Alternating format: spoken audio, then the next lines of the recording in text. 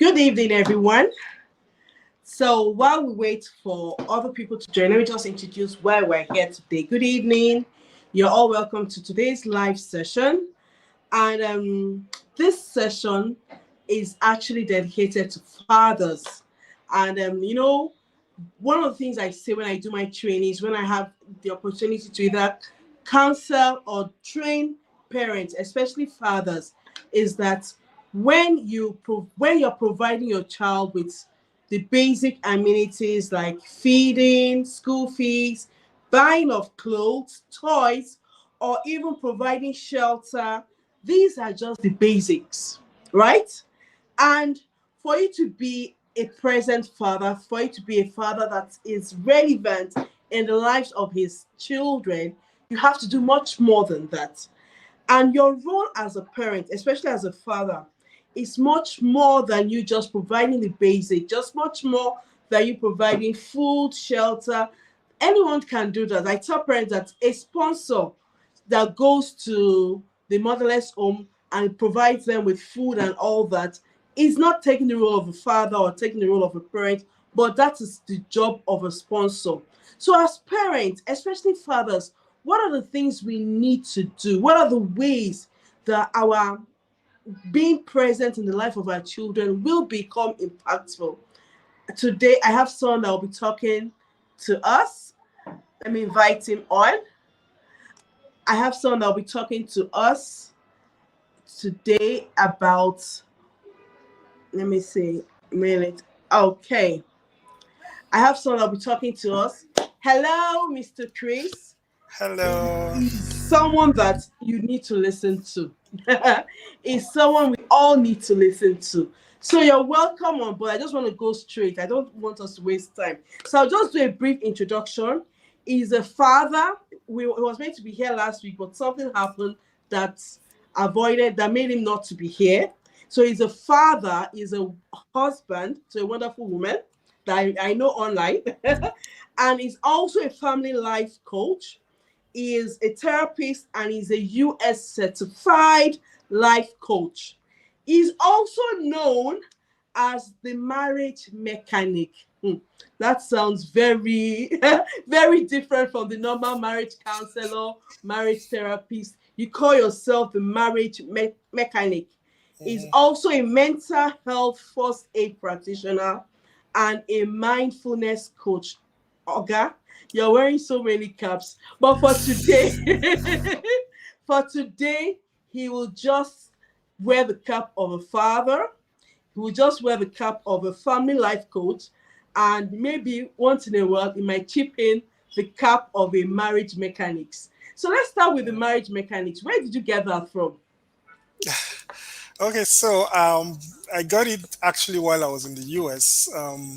It was actually a new concept to me. I I was Okay, your actually volume. studying. Your Yeah, volume. can you hear me? Okay, can you hear me? It's very faint. Yeah. Um, okay, is it still faint?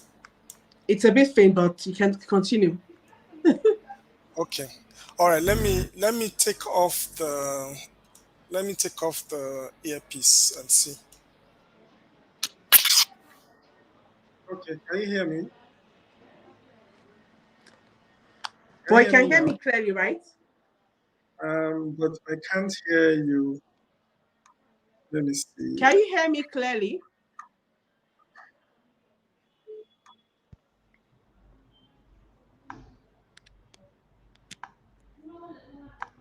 Okay, can you hear me?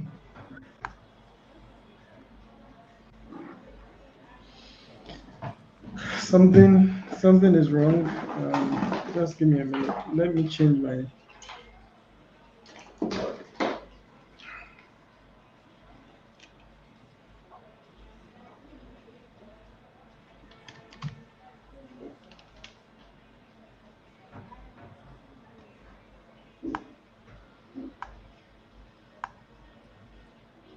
So can you hear me?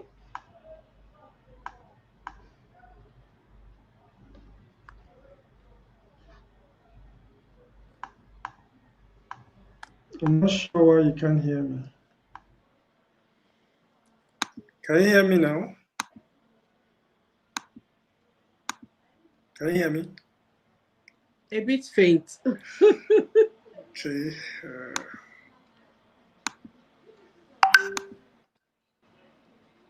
I could hear the click. Yes. Can you hear me? Let me leave and come back. Let me Okay leave then. and come back. Okay, no problem. Okay, so while we wait for him, so I was talking about the role of a father. I said being a father is much more than you just providing for the basics, like providing for the clothing, providing shelter, food, and all that. Being a father requires you being in the life of your child, being a father, being a present father. Today we're talking about 5 ways. Okay. Hi. Can you hear me? Can you hear me now? Hello? Okay, it's still a bit faint. You're muted. Okay, hello? Hello, can you hear me? Okay, what about now? Is it better Yes, now? better, yes.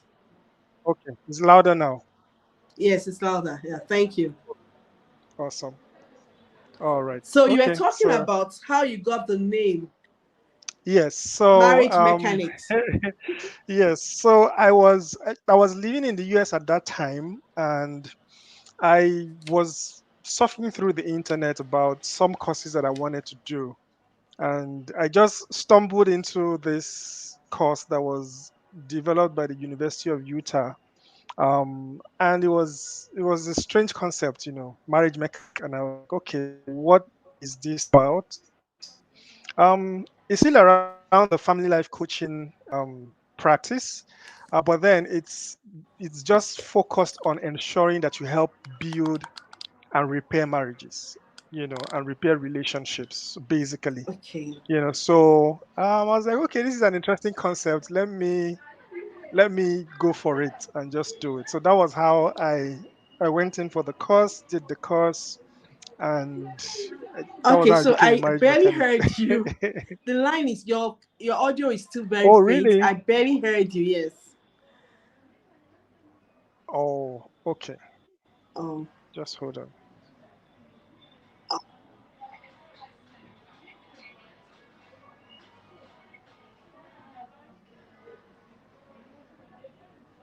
Can you hear me? I can hear you a bit, yes. Is it better now?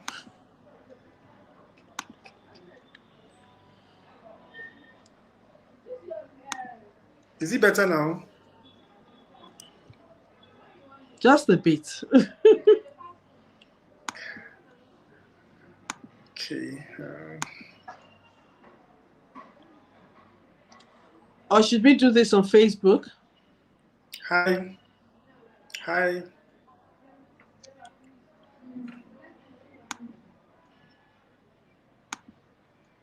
Should we do this on Facebook? Okay.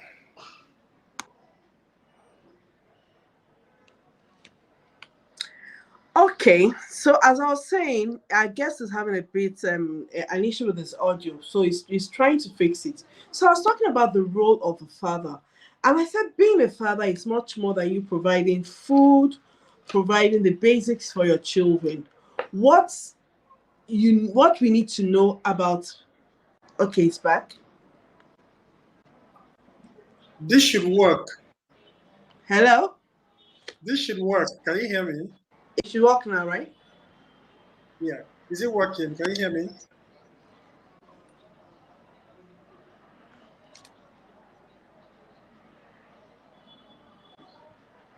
I can hear you loud and clear. Okay.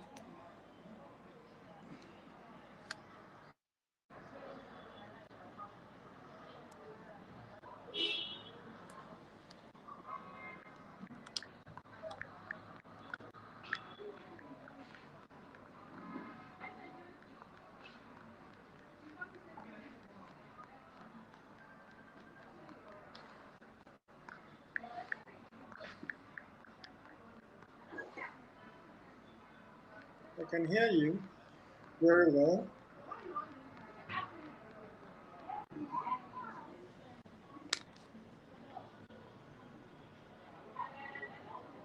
Okay, so what will happen is this: I'll step out of the studio while you just continue.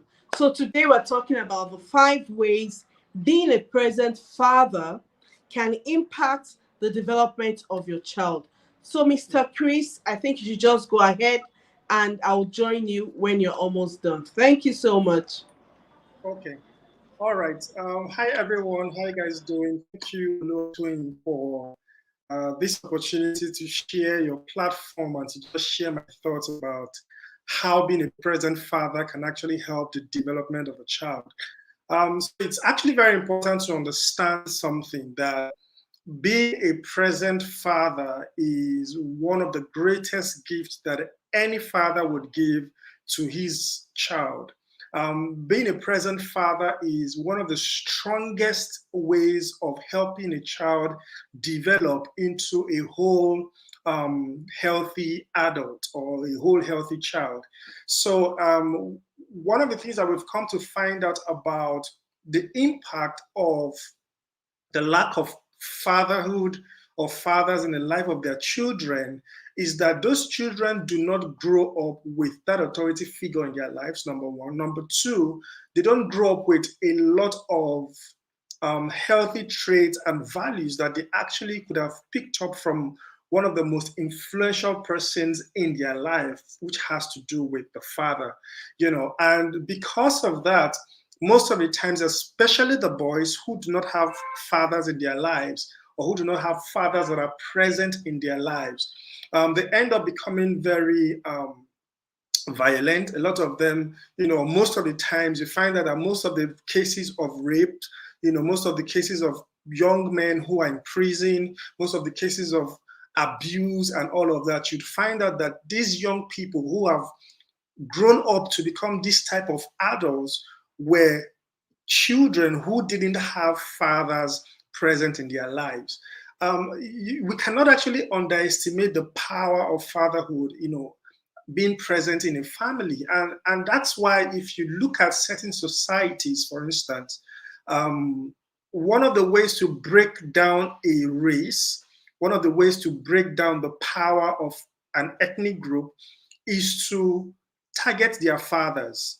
And once you are able to hit hard on the father, it's like having a sheep, or having a group of sheep, and their shepherd is not there. Once you scatter the shepherd, the sheep will not have direction. They will not have, the right path to follow, because every good sheep listens to a shepherd, and the shepherd guides them, protects them from predators, provides for them. I think that's also the dimension we're going to use or to look at in terms of the presence of fatherhood in the life of a child. Now, when you see a shepherd, you find out that the shepherd ensures that the sheep is provided for. So he leads that sheep to where there is water. He ensures that he leads the sheep where there is green pastures or food or grass for that animal. So provision is one very strong aspect of being a shepherd to a sheep. And then the other thing is protection. The sheep ensures that it leads, directs, guides that sheep to a path or through a path that is danger free, not a path where they would have to be killed, So when a shepherd is with a sheep, what he does is that he protects that sheep.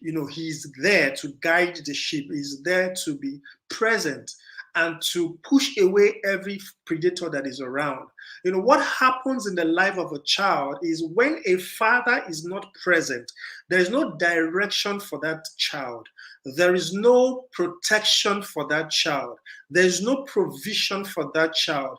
There is no correction for that child. There's no There's no presence, that emotional availability, for that child. And so what happens is that that child is exposed, and the child is exposed to predators. The child is exposed to people who probably will abuse him or her. The child is exposed to people who will talk down on him or her. The child is exposed to lack. The child does not is exposed, because the child is also exposed to lack. The child is tempted to want to go and do something to be able to take care of themselves, and so that's why it's important for a father to be present. Being a present father does not mean that, because of the fact that you've given birth to the child, you're a present father. Being a present father does not mean because you can provide, because a lot of people, they are like, I'm working very hard, just to provide for my family. And as long as I can provide for my family, then they are okay, and they are fine. And that's enough, That's not enough. That's not what it means to be a present father. You can be a father, and that's just one thing. But then being a present father is on another level, on its own. So most times, some of the things that have impacted a lot of young fathers or fathers, to not be present in the life of their children is because they want to provide for them. There is the job, there is the business that is taking a lot of their time. They are traveling a lot. And because they are traveling a lot, because they have to just make sure that they pay the bills, they neglect the time that they can actually spend with their children.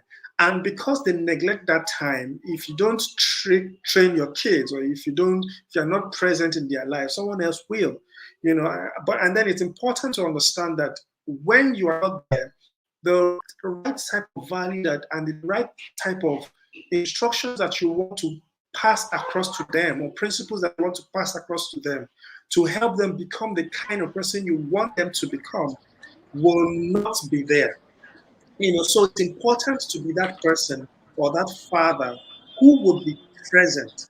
And being present means that you are available for your children, available in terms of physicality, available in terms of emotional availability, and being available in terms of just being there, and you are able to see through them, and they're able to trust you, and always be able to run to you to be that person who can protect them, who can guide them. So a lot of times, especially for growing kids, one of the things that they want to do with you as a father is to play with you. Children want to play because that's the way they are built. Their brain has been wired to have fun. Their brain has been wired for fun, for play. That's the part of their brain that is a lot more developed as children. So you can connect with your child when you are available to play with them. They are excited, they are happy, they want to be always around because you are there, to play with them. You want to be able to talk to them because there is that connection that happens when you are there to talk to them. You want to be able to find out how their day in school went. They may not give you a clear description or a vivid understanding of how their day went, but for the fact that you were there to ask is a precious thing to them. You are a present father when you are available in their schools. When they have sports in school, you show up. There's something that it does to every child. It makes them feel like they belong to a community. Recently, I was at my son's school with my wife, and they were having sports day. It was on a Saturday, and we were all there. We were excited. Now, there were a couple of things I observed during that period. All of the kids loved to play. They were excited. They were engaged in the sporting activities. And then I noticed this girl who, it was a sport, but then at the same time, it was more like, in a way, a competition. Even a lot of them were not aware that it was a competition, but one of the girls had grown up, to the point where she understood that yes, we are actually playing and doing this sport, but then I want to win, you know. And while she was competing with the other boy, the other guy came first. She came second, and she immediately the game ended. She just walked away, went to a corner to sit down, and she was sulking. You know, she just put her hands like, you know, across her chest, and she was sulking and was quiet for a bit. Now, I did not see the parent of this child. And because this child's parent was not around or available, that girl could not, no one could help her deal with the situation she had found herself. Now, this would have been a learning opportunity for their parents or her parents to say, "Hey, sweetheart, it's okay. You did your best. Even though you didn't come first, but that's fine. You know, you did your best. The most important thing for every game or everything you do in life is for you to give your best and keep improving. And next time, there will always be a next time. You probably would be, you know, you would come first."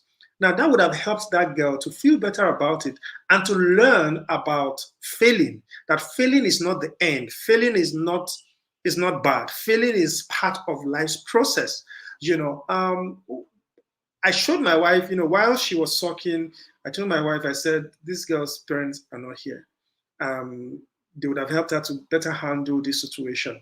But we were able to just talk a bit, you know, with her. But the impact would have felt, you know, she would have felt the impact better if her parents were there to be available to just, you know, ensure that that moment she was able to learn. We saw another child who wasn't happy because she couldn't find her mom. She couldn't find her dad. You know, her mom had come to drop him in school, and the mom had left. You know, so the mom was like, in fact, at this point, the mom had left and gone home. But then she was going to come back to pick him up. But she saw other children with their parents, and their parents were, you know, praising them while they were running.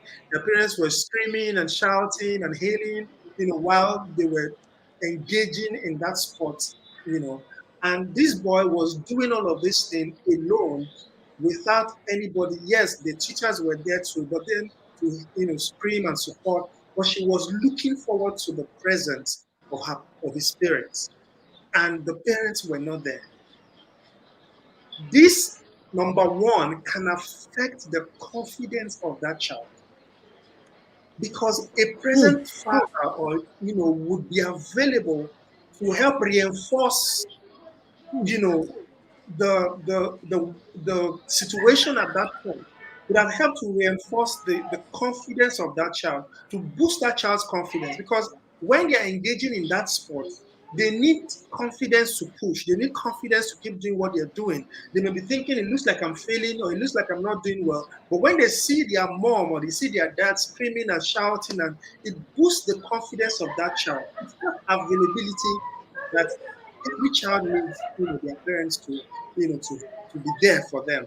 You know, even at that time, one of the things that we also did, they called parents. They said, okay, parents, come and it's time for you to do your own sport, you know, come and compete, you know, come and run. So I volunteered to run. Another child's dad volunteered to run. And then, you know, we did the running thing and the other things that we did. I saw how my son's face lit up when I was doing that competition. His classmates were hailing and screaming and, you know, and say, dance daddy and all of that. And when we finished, I went to just, you know, just clap their hands and, you know, and shook all of them. And they were all excited. When I went to sit down, my son ran towards me and hugged me. He was very proud to see his father not just win, but participate in all of the things that were happening. I could see So his proud. face. He was proud, you know, that like he is not seeing his daddy run like this, you know, so he was really excited. So for the fact that I also won and, you know, everyone was celebrating, he felt so proud, you know, and that would give him confidence to say, if daddy can do this, then I can do it myself. I can do it as well. You know, so being a present father provides that I can also emotional. do it. Yeah. It provides that boost for that child. And it's always a learning opportunity, especially when the child is feeling down or feeling like they are not confident enough. You are there to tell them you can do it. I believe in you, and just keep pushing and keep doing it. Some parents are present physically, but they are not present emotionally. They are not present to connect with that child.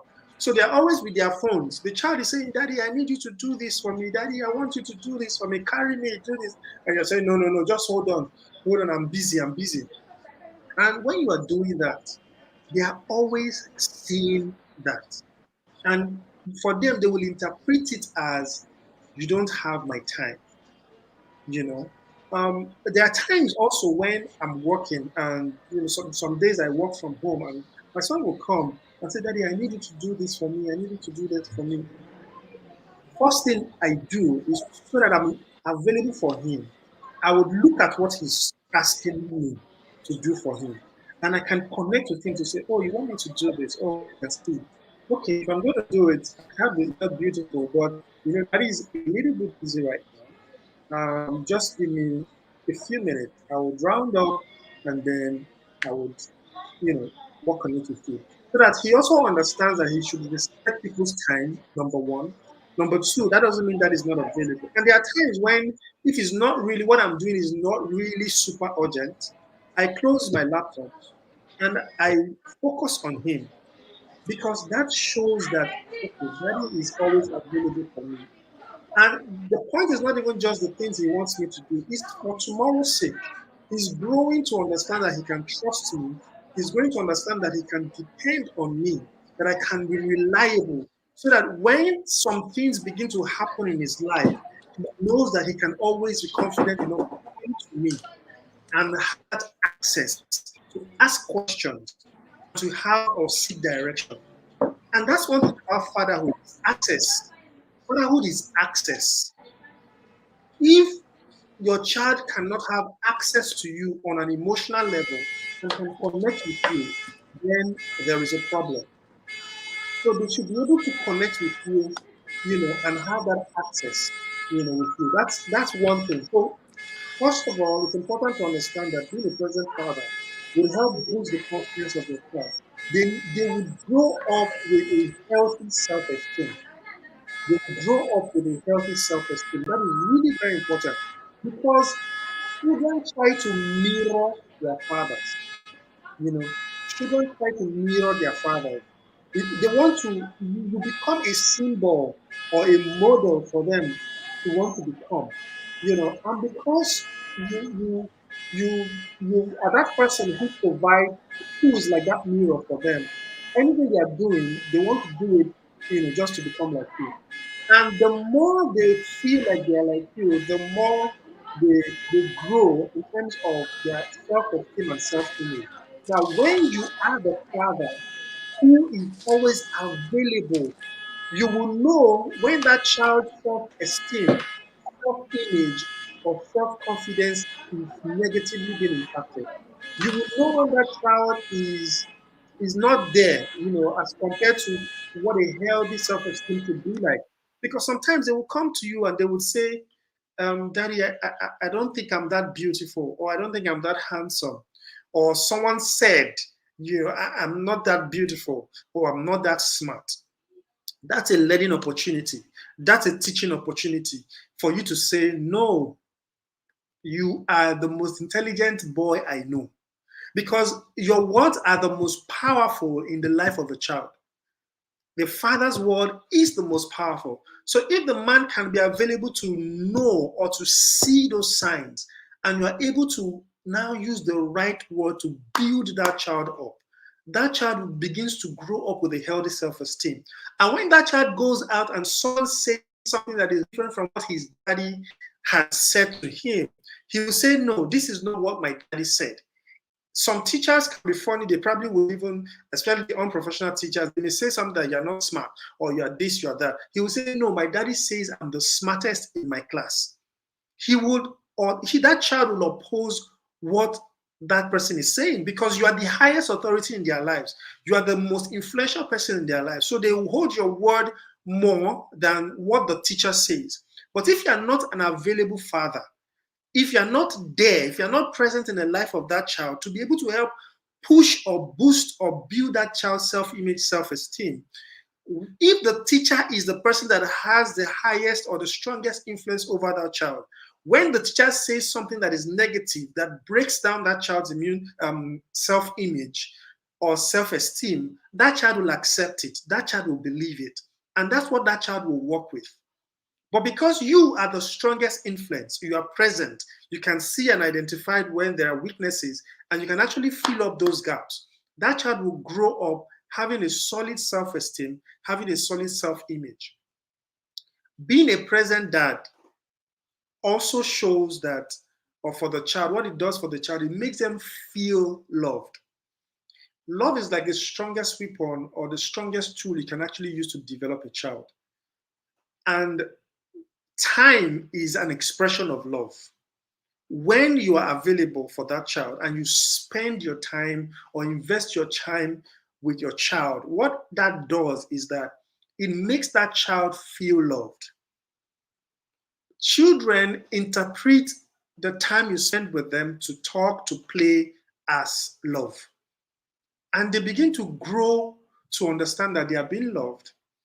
And when you show them that you love them, if someone is showing them a different type of love that is not consistent with the type of love that you've shown them, they would query it, especially when it's on the negative part. Some people may say, hey, I love you and this, that, but they're trying to abuse you. Because for me as a father, the way I express love to my child is to love, to nurture, to care, and not to flog and abuse that child. When someone else does something that is not in alignment with what I'm doing at home, they can protest and they can come back to me because they have access to me to say, this was what happened today. Daddy, is this love? They said they love me, but this was what they did. They may not understand it or they may not say it well in words, but your actions have developed in their minds. Your expressions have formed what love should be. And one of it is your availability in terms of the time that you share with them or spend with them. So kids understand these things and kids work with these things. So children feel loved when their parents are available for them. When I'm available to go to Parents Teachers Association's meeting, when I'm available to go for the sport, when I play with them, when I spend time with them in the evening, when I don't just lock the door and leave them out by themselves, what that does is that they interpret it as daddy is available for me, daddy loves me. So that's really very important. Now, the third thing, that as a father, that would help you to impact positively in the development of your child is that your children, because you are available, your children begin to develop in terms of their level of intelligence. Present dads help their children grow or develop intellectually. Can you hear me? Can you hear me, right? Okay, so present dads help their children grow intellectually. Now, children, yes, I can hear. I'm actually using my another device to hear you. I can't hear you directly. Right. So I'm using another device to listen to you. Okay.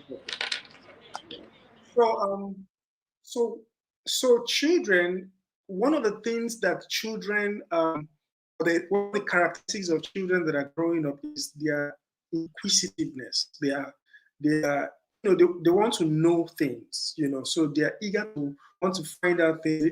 The questions are always around why. Why is this way? Why is that this way?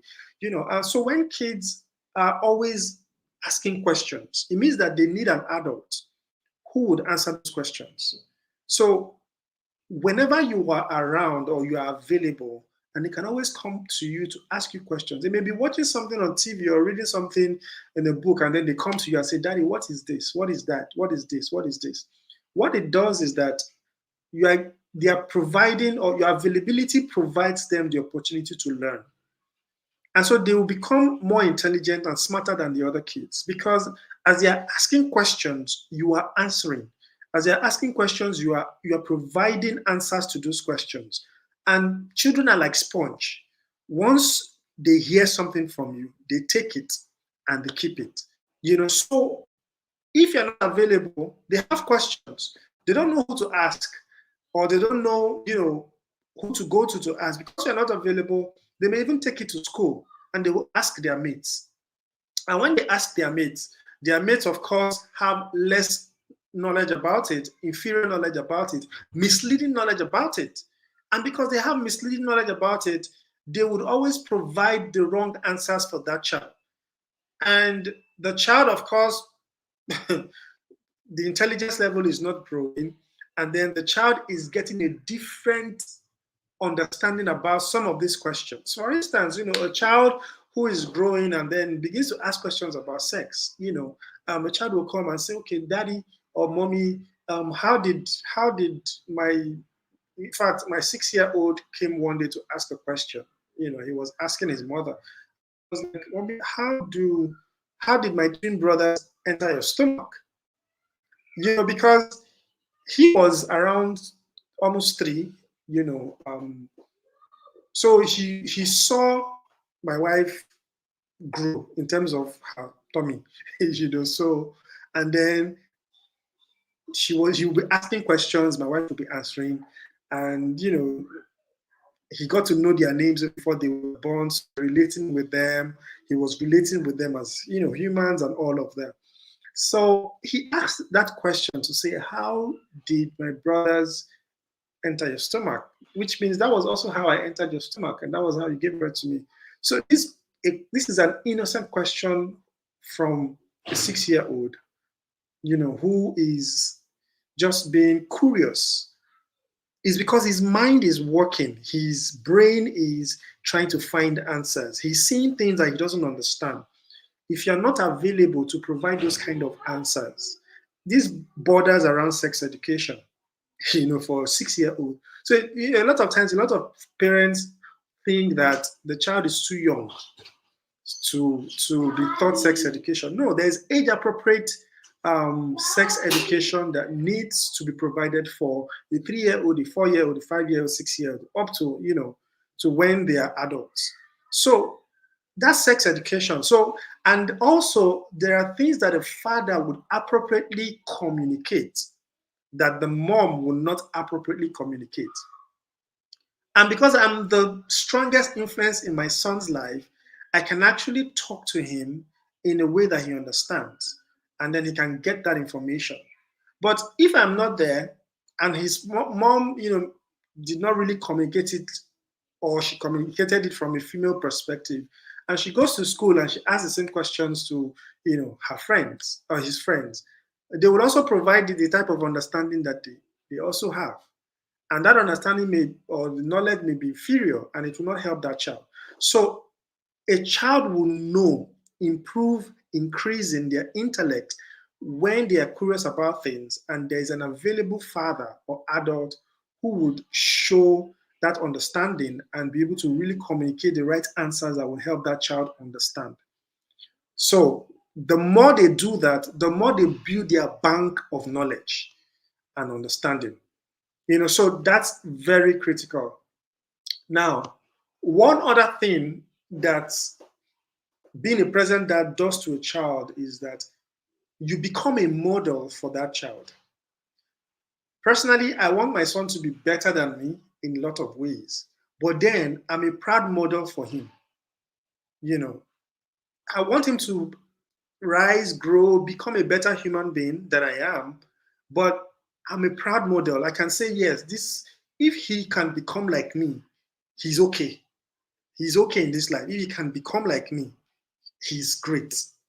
So what that means is that it puts me in a pedestal where I should work on myself consistently to become that type of model that he will not be disappointed in, to become that type of model that he would continuously be confident enough to look up to and to want to grow to become that kind of person. There are a lot of children who grow up and say, I don't want to become like my dad. I don't want to become like my mom. I don't want to become, because they've grown up to see that this was not a good example. So being a model is important. Being that person who that child will look up to is important because it helps their development. A child should be able to have the right type of model. Now, if I'm the type of father who is always angry, who will break things, who will beat their mother, who would, disrespect everyone around, what does the psychology of that child, no matter the age that that child is that that child is growing to be programmed to be like me. So if it's a negative thing, that child is developing. Even if the child is a 3-year-old and the child does not understand, the child sees. The information is registering in their subconscious mind. They may grow up, and then what happens is that it programs them to be that type of person who is violent. It programs them to be that type of person who does not respect women. It programs them to become that type of person who is aggressive all the time and cannot just use words to communicate. How some parents will say, I have my 4-year-old child who is always hitting his brother or hitting his sister. That child has learned. I don't know where they learned it from. It could probably be from the parents. It could probably be from movies that they watch, because you allow children watch certain movies that they're not supposed to watch, so they can pick it from there. They may not have picked it from you. They may have picked it from movies or picked it from cartoons that they watch. But then it was a programming that a present father was not available.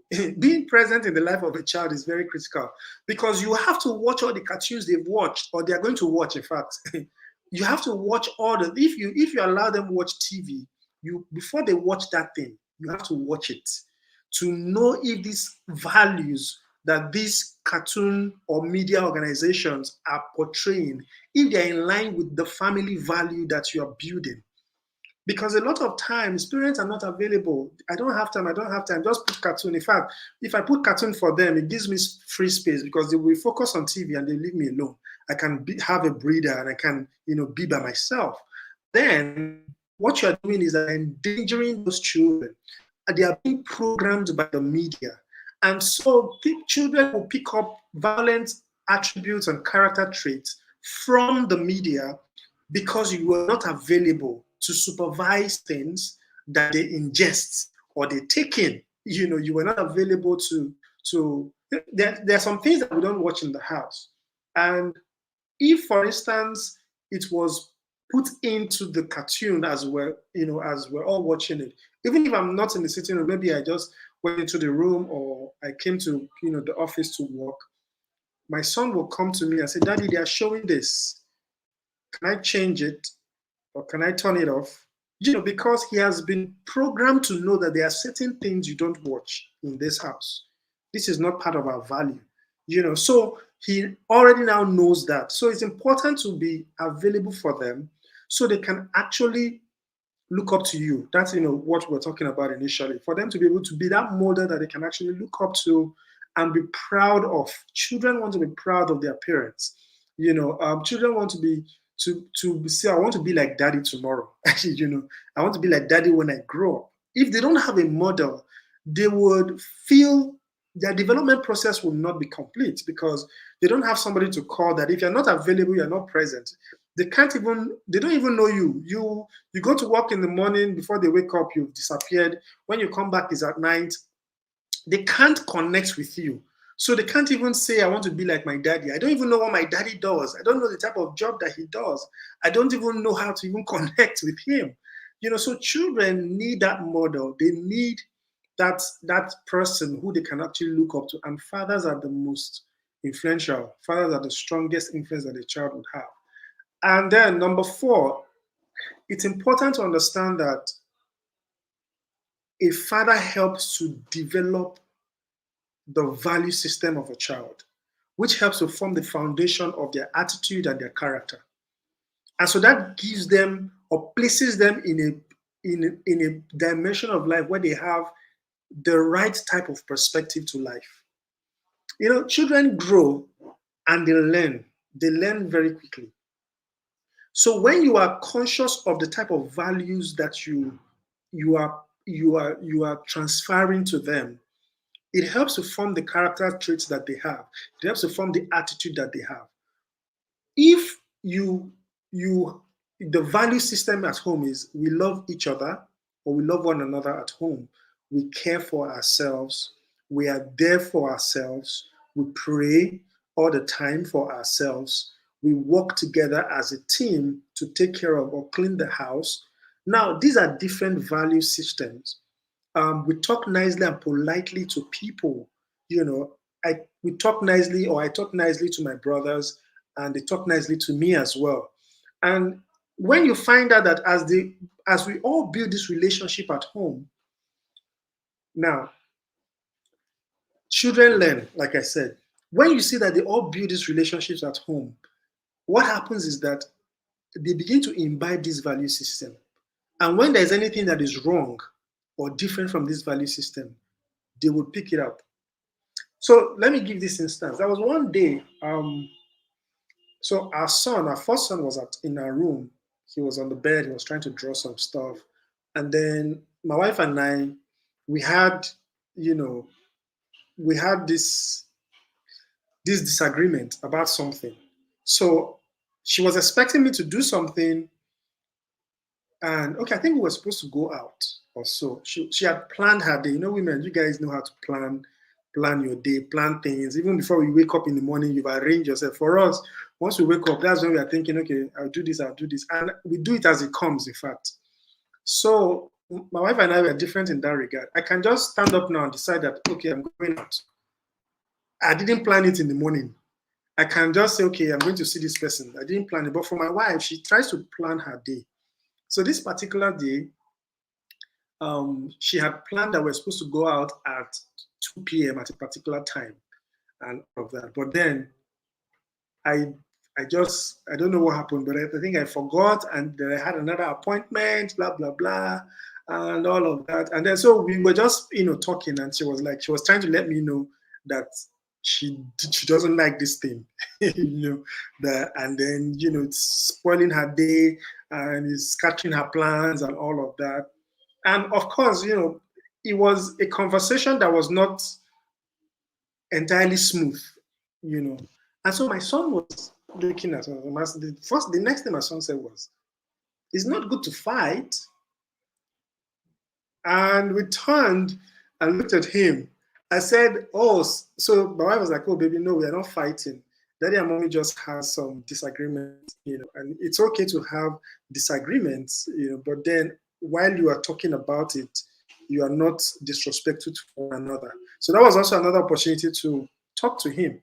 But then at that point, my wife was not happy. So he saw that my wife was not happy. And then my wife was complaining about the fact that, "Hey, dude, you just have scattered my plan," and all of that. So he picked that up.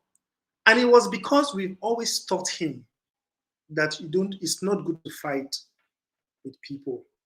Be nice to people, don't fight them. If you have any altercations or someone in your class is not being nice to you, tell your teacher, but don't fight, don't hit them, don't say, things that are not pleasant or nice. Don't raise your voice even, those kind of things. So he had picked it. He knows that it's not good to fight. And fight was just, for him, it was just, okay, the tone of voice for us at that time was not entirely the loving type that he understood. So it was an opportunity for us to teach him that, okay, we can have disagreements with people, but then still maintain, all of the different values.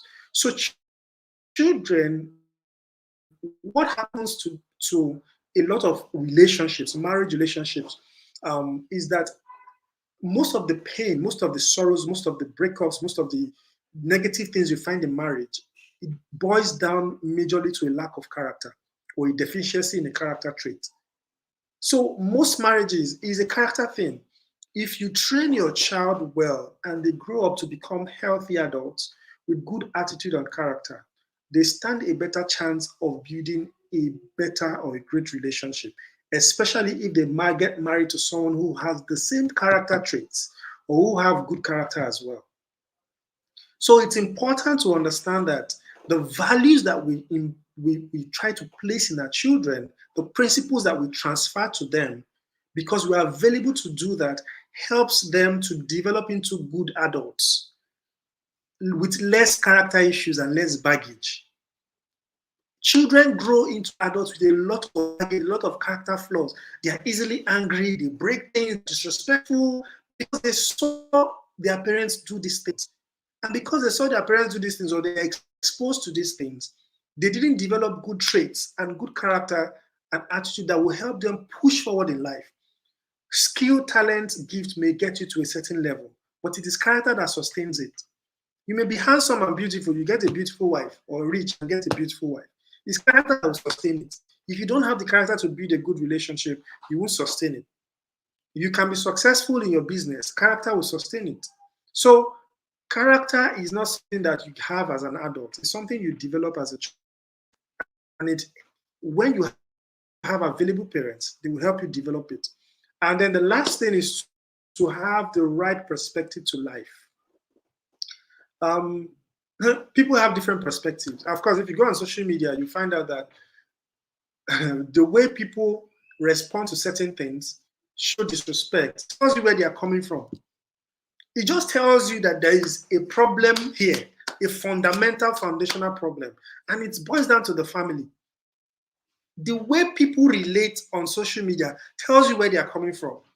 So if you are able to shape the perspective of your child and you're able to tell them that it is not good, integrity is important.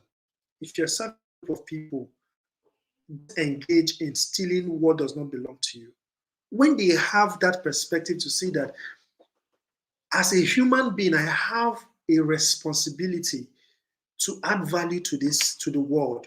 When they have a mindset or they have a perspective that says that sex before marriage is wrong, when they have a perspective that says I do not become a baby mama or a baby daddy, marriage has to come first before I have, there's a lot of perspective out there in the world. And most of these perspectives are not the best. People think when you have a flashy car, you are rich. People think when you have houses, you're rich. But then there are different perspectives that says that the worth of a person, because a lot of times it's about worth. The worth of a person is not tied to what he has or the material possessions that he has. But then the worth of a person is tied based on the identity of who he knows that he is and whose he is. So these are different perspectives, because a lot of times from where children who grow into adults operate from, they operate from mindsets, they operate from perspectives and how they see life. So when you expose them to the right perspectives in life, as they journey, they become teenagers, they're exposed to social media, and they're seeing young people like them, 16-year-olds, 15-year-olds who are driving Mercedes-Benz. And these people are Yahoo boys, or these people engaged in fraud. They are not moved by it. Instead of them to feel like they want to be these people, they feel pity for them. That's somebody who has been shaped, with the right perspective about life. So these are the different ways that a child can actually, or the impact of the presence of a father in the life of a child that can actually shape that child's development. And the truth is that if a father can be available in the life of their children, 50% to 60% of the work is done. Because that's where there is always a vacuum. The mother will always be available. Look at divorces. It is the women that will say, let me train the woman will carry the children. They may be 5, they may be 10. Most of the times, the man would not, in fact, he will go and marry another woman and be living his life. He will prefer to be coming to see the child. So men need to begin to take responsibility and be available. And yes, I understand the part where you need to provide, because it's your responsibility as the man. But then you need to begin to structure your life. Yes, at the beginning of your life, you may not be making a lot of money, because that's where the problem is for a lot of men, is that capacity to provide. And so because you don't have that much capacity to provide, you probably will put in extra time to work, or the type of job you are doing takes all your time. Build yourself. Give yourself a certain period of time, maybe the first 1 to 3 years. I'm going to build myself, develop myself in skill to be able to transition from this type of life so that I can have time to work with my family and build my family and be there for my children. Be angry. If you are not available because of the job you are doing, you see how systems try to take fathers away. It's not just even about parents divorcing and staying away. It's about systems of the world that has structured certain people to just begin to pursue money, pursue things, and they stay away from their children. So work on yourself and grow to that point where you can be available for your children. You can control your own time. In fact, that's where freedom is, where you can control your own time. And then you can be there for your children and be present, to be there for them so they can grow up into becoming the type of human beings that you want them to become. So I'm going to stop here. Thank you so much, Mr. Chris. I've been writing and writing and writing. So thank you so much. Initially I couldn't hear. I had to get another device, and all of a sudden I just could hear you. I was like, oh, thank God. And you've really said a whole lot. When I started, I said your role as a provider is just the basic. It's just the basic. And you spoke about fathers being there to direct their children. You spoke about fathers being there to protect their children. You spoke about fathers being there to correct their children. Then you also spoke about the fact that when fathers are not present, that the children are exposed to predators. It could be sexual predators, it could be emotional predators, it could be even people that will be teaching them the wrong thing. And I just want to say thank you so much. You spoke about we spoke about fathers not just being physically available, but also emotionally available. And that is one part that I feel a lot of Africans, in quotes, are not doing. They just prove, I'm in the house now, I'm there now, I'm here now. But if you're not emotionally available to provide emotional support for your child, you're as good as not being there. That story you spoke about, the child during the inter-house sports and the parents were not there. My husband for is, and despite the fact that he's a very busy man, he's always there for the children. He's always there for the children. So I just want to say thank you so much, Mr. Chris. You've really done a lot. I love the part where you said being a present father involves you loving your children, and that time is an expression of love, meaning that your ability to be available, physically available for your children, also spells love. Thank you so much. Then I love the part about teachable moments too, that for every time you are available, for every time you are present, it's an opportunity for you to teach your child something. And one of the things we do in my home is we love watching movies. We have this movie time, and we use movie as a teachable moment in our home. So on Saturdays, my husband will look for very good Netflix films that will teach character, that will teach values, that will teach discipline. And we will all watch together as a family, so that at every point there's an opportunity to teach something. And we can only do that when we are present. If you are not present as a father, you will not be able to do that. Then I also love the fact where he said, fatherhood is about you mirroring. You're like a mirror. Your child sees you, and everything you do is what the child ends up doing. Then he spoke about parents also being model, fathers being the model. Fine, our children are going to be better than us, yeah. But the first model they'll see is you. I know when there's this research that's gone, and that most male, especially black, in the prison in America, most of them don't have father figures. They don't have fathers living in their homes. So for us to see how powerful your presence in the life of your child is, you have the ability to influence your sons. You also have the ability to influence your daughters, because the way you love their mother is the way the child, especially the daughter, is expecting to be loved. And I just love my husband because the way he modeled this thing with his, for the children. My children will come home and say, "Oh, I like to be like daddy. Oh, I love the way daddy did this." And indirectly, they are learning from their father, which is one thing parents, especially fathers, you need to know. Your children are seeing you. Their children are observing you. Your children are internalizing things you do. And like you said, parenting is more of modeling. Parenting is more of modeling. You modeling what, you're modeling what your children will end up doing. So I just want to say thank you so much. Thank you so much. We're going to get feedback. Those that watch the replay, I'm very sure they're going to put a lot of feedback there. Thank you so much. And I hope next time we invite you, you would definitely come over. Next time we'll do it on Facebook or on Instagram, either of the two. Thank you so much, sir. God bless you. Okay. Thank you. Bye. Bye, sir. So, we've had an awesome time today with Mr. Chris. He's spoken a whole lot about the role of a father and how you being present in the life of your children can impact your children's development positively. If you're a father out there and you are not present in the life of your child, please just do a U-turn, just do a rethink.